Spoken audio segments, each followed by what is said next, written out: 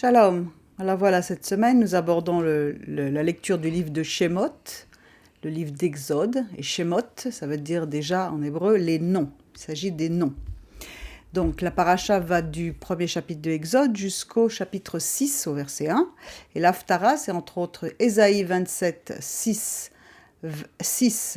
et 28, 13 et 29, chapitre 29, verset 22-23. Ensuite Jérémie 1, 1 à 2, 3 et Ézéchiel 16 de 1 à 13. Donc Exode 1, nous lisons, ce sont ici les noms Shemot des fils d'Israël qui entrèrent en Égypte. Alors on avait vu que la dernière fois, si vous suivez les études de la Yeshiva, que donc on a vu que tout le livre de Bereshit, ça traite de la création du monde et de la création de la nation israélite. Les livres des noms, Shemot, relatent le commencement de la consolidation d'Israël en tant que nation. Ça va être la première fois, cette fois-ci, ça va plus être des tribus, des individus, on va parler de nations.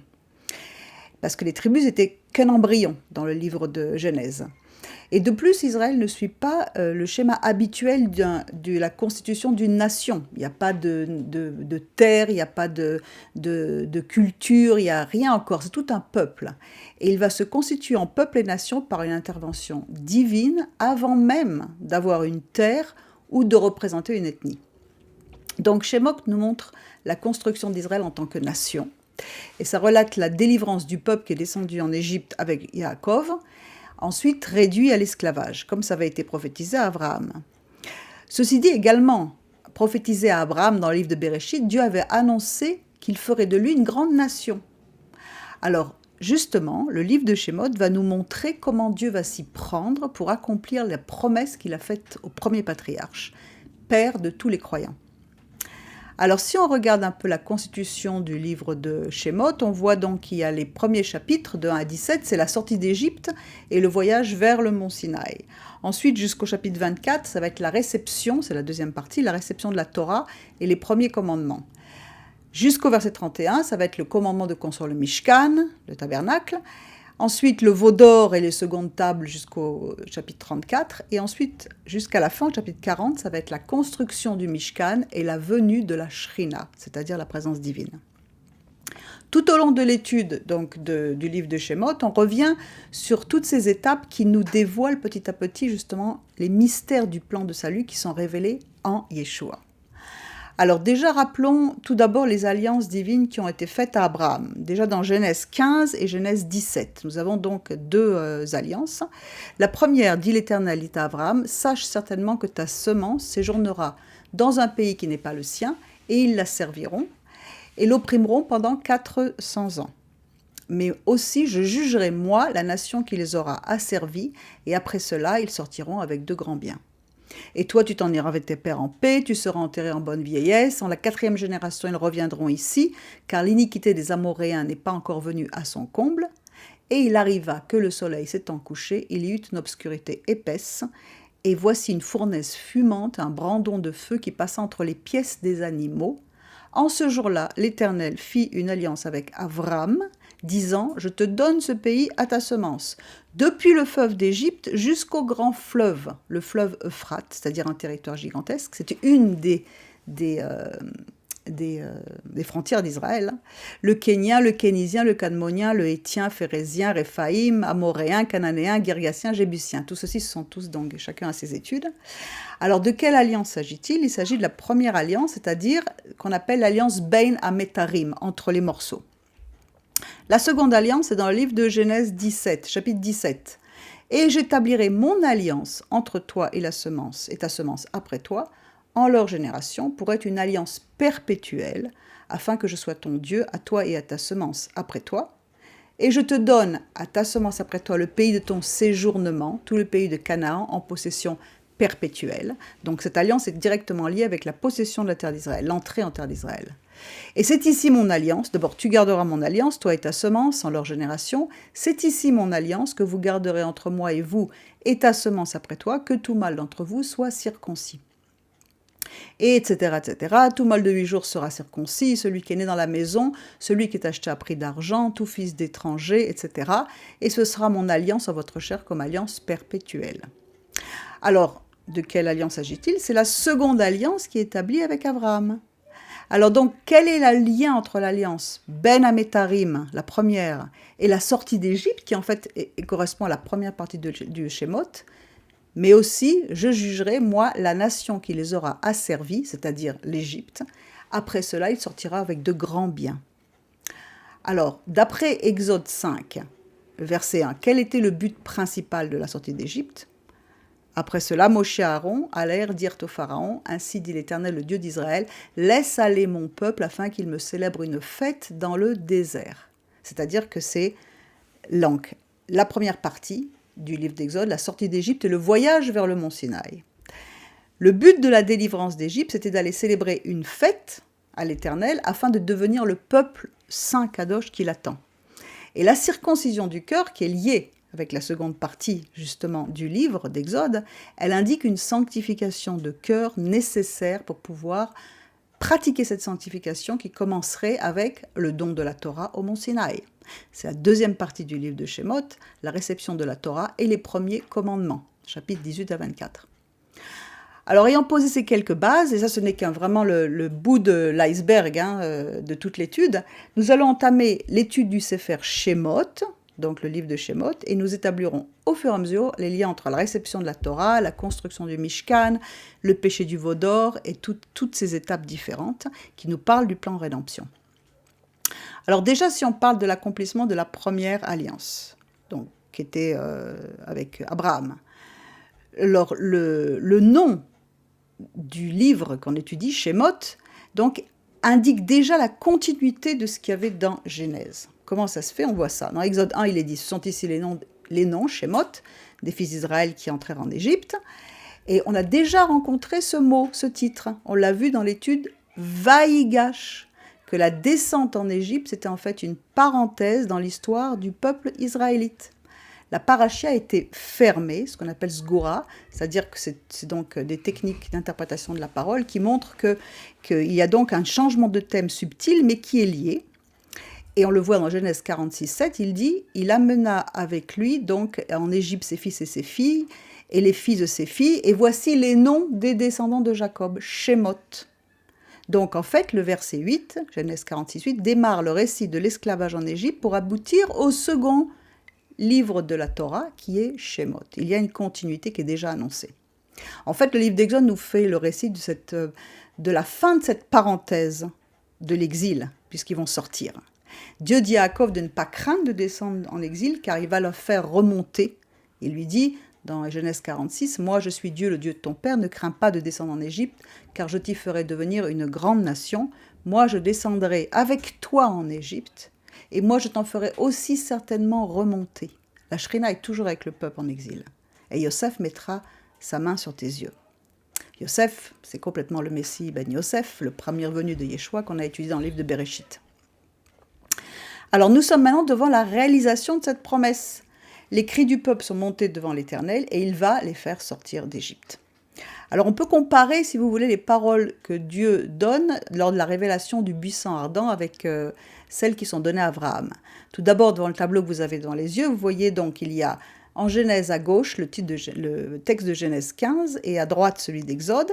En couleur, vous avez donc, tout ça, ça fait partie des études de la Yeshiva.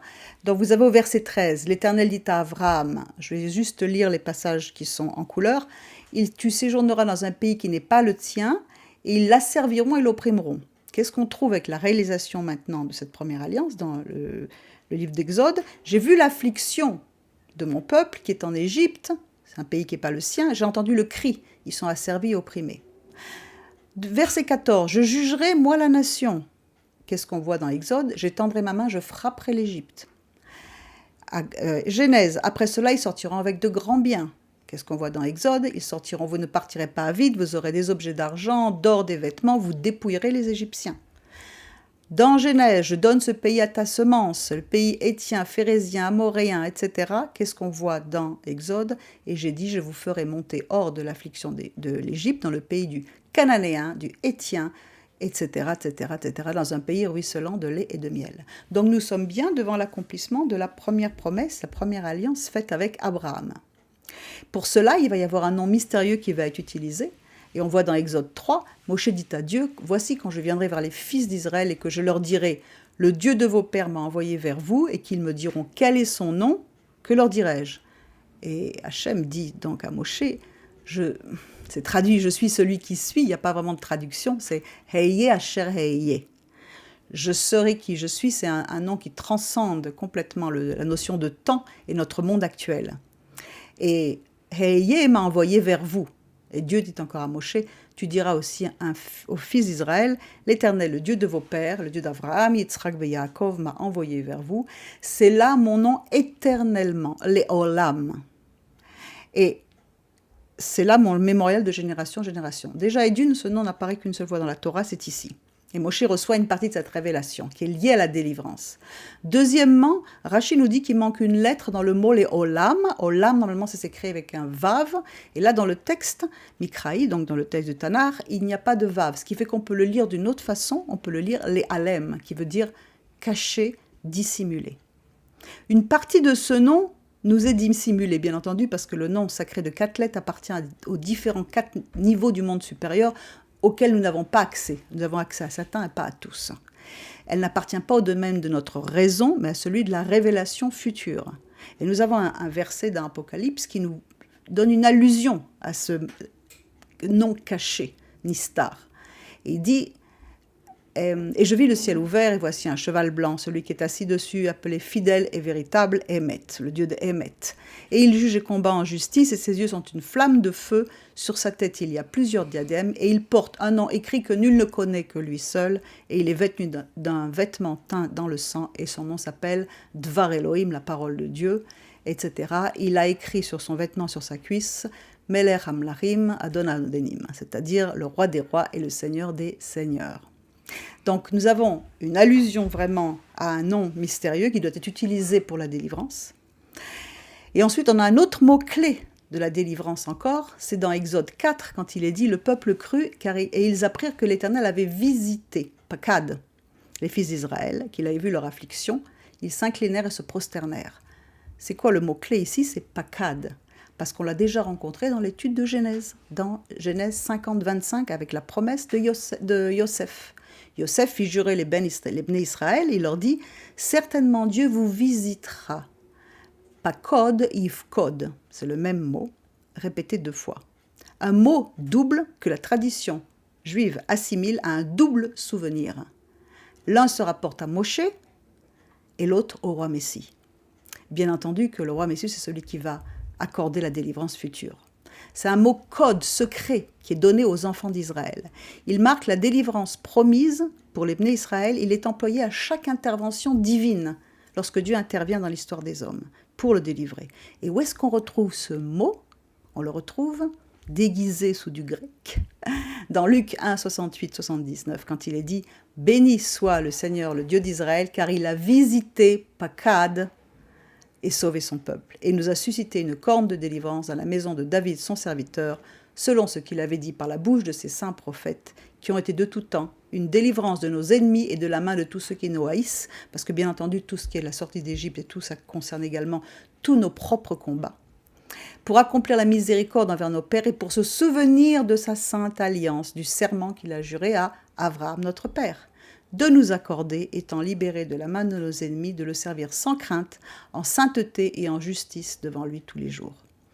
Et toi, petit enfant, tu seras appelé prophète du Très-Haut, car tu iras devant la face du Seigneur pour préparer ses voies, pour donner la connaissance du salut, Yeshua, à son peuple dans la rémission de leurs péchés, par les entrailles de miséricorde de notre Dieu, selon lesquelles l'Orient c'est Kedem, Kedem ça veut dire Kadmon, ça veut dire le Kadosh Baoru, ça veut dire l'Éternel, d'en haut nous a visités, afin de luire à ceux qui sont assis dans les ténèbres et dans l'ombre de la mort, pour conduire nos pieds dans le chemin de la paix.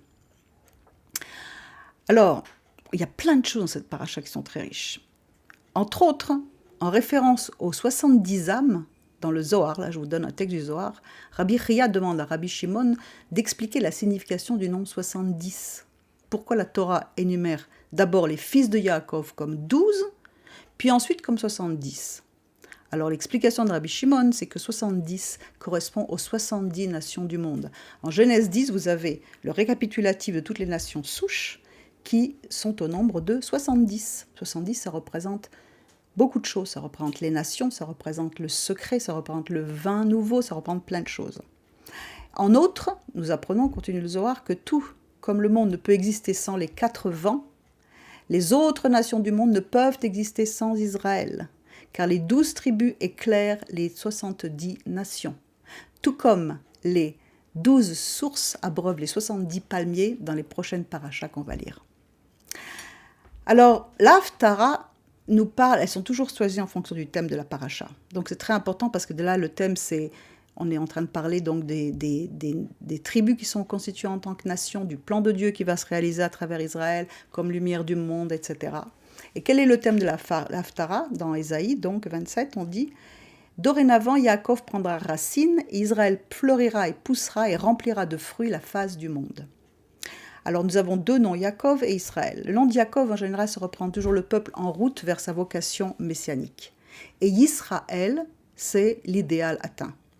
Le monde entier va être rempli de tous ces croyants, délivrés de l'Égypte. L'Égypte, ça veut dire étroit, ça veut dire les problèmes, ça veut dire notre propre ego. En marchant dans la sainteté de sa parole. Le prophète Ésaïe, lui, vivait dans des temps troubles, où la maison d'Israël, qui était donc représentée par les 10 tribus et Éphraïm, était déjà dans la décadence spirituelle, avait été déjà exilée par les Assyriens, où c'était complètement en train de se faire. Et la maison de Juda, elle, était aussi en déclin, et elle va être exilée également à Babylone, mais elle reviendra, alors qu'Éphraïm est resté dans les nations, dont ils ne sont jamais revenus, sauf avec l'étendard qui a été dressé par le roi Messie. La promesse finale de restauration totale pour les 2 maisons se trouve également dans notre Haftara, dans Ésaïe 27, 12, 13. Et il arrivera en ce jour-là que l'Éternel battra au fléau depuis le courant du fleuve jusqu'au torrent d'Égypte, et vous serez rassemblés un à un, fils d'Israël. Il arrivera en ce jour-là qu'on sonnera de la grande trompette, on sonnera du chauffard céleste. Et ceux qui périssaient dans le pays d'Assyrie, là où Éphraïm a été exilé, et les exilés du pays d'Égypte viendront et se prosterneront devant l'Éternel en la montagne sainte à Yerushalayim. Et on retrouve ce texte, entre autres, dans Matthieu 24, 31. Il enverra ses anges avec la trompette retentissante, le son du chauffard, le trouas, et il rassemblera ses élus des 4 vents, depuis une extrémité des cieux jusqu'à l'autre. Alors voilà pour un petit aperçu de la paracha Shemot. La paracha est infinie, beaucoup de richesses, beaucoup de choses à l'intérieur. Nous vous encourageons de venir étudier avec nous. En attendant, nous vous souhaitons une très bonne semaine, Shavua Tov, et à bientôt pour la prochaine paracha. Shalom!